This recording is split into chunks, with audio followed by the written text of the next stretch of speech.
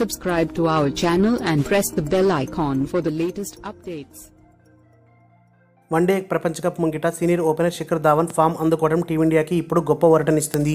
ఆస్ట్రేలియాతో మొహాలీ వేదికగా ఆదివారం రాత్రి ముగిసిన 4వ వన్డేలో శిఖర్ ధావన్ భారీ శతకంతో చెలరేగిన విషయం తెలిసిందే. దాదాపు 6 నెలల తర్వాత ఈ ఓపెనర్ మళ్లీ 3 అంకెల స్కోర్ని అందుకోగా చివరి 17 ఇన్నింగ్స్లో అతనికి ఇదే తొలి శతకం కావడం విశేషం.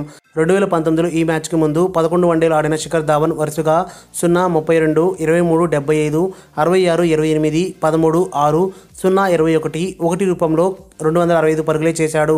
ఇందులో 2 అర్ధ శతకాలు ఉన్న 2 డకౌట్స్ కూడా ఉండడంతో ఈ ఓపెనర్ ప్రపంచ కప్లో ఆడటంపై సందేహాలు నెలకొని ఉన్నాయి. కానీ తాజాగా మెరుపు శతకంతో ప్రపంచ కప్ బెర్త్ని ధావన్ ఖాయం చేసుకున్నాడు. 6 నెలలుగా ఫామ్ కోల్పోయారు, మీపై వచ్చిన విమర్శలని ఎలా తీసుకున్నారు అని శిఖర్ ధావన్ ప్రశ్నించగా అతను సమాధానమిచ్చాడు.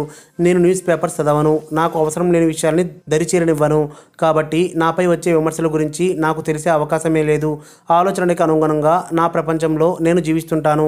ఏదైనా అంశం నన్ను బాధిస్తే వెంటనే దాని నుంచి బయటపడేందుకు ప్రయత్నిస్తా. నిజాయితీగా నాపై వచ్చే విమర్శల గురించి నాకు తెలియదు, కానీ ఎప్పుడూ ఆత్మవిశ్వాసంతో ఆడేందుకు ప్రయత్నిస్తా అని గబ్బర్ చెప్పుకొచ్చారు.